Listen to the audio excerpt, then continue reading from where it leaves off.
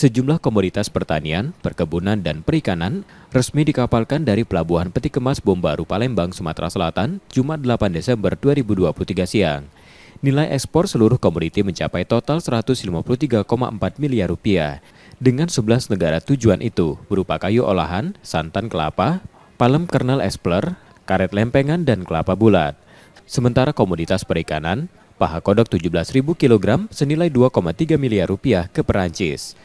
Ekspor komoditi ke mancanegara membuktikan pertumbuhan ekonomi di Sumatera Selatan yang tak sekedar memenuhi kebutuhan domestik.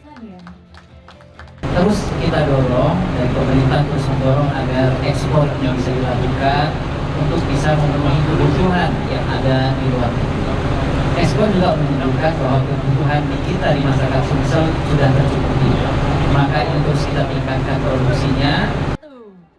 Sebelum diekspor, berbagai komoditas tersebut telah melalui serangkaian tindakan karantina untuk memastikan kesehatan, keamanan, dan kelayakannya, agar dapat diterima di negara tujuan dengan baik dan memenuhi persyaratan teknis.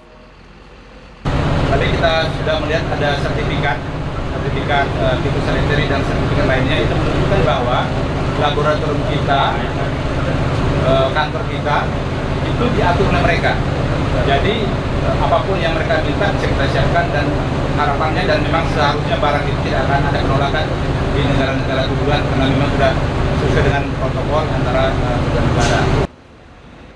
Sejumlah negara menjadi tujuan utama pasar ekspor komoditas Sumsel seperti Jepang, Amerika Serikat, Tiongkok, India, Sri Lanka, dan Rusia. M. Rizky Nurmizan, Kompas TV, Palembang, Sumatera Selatan.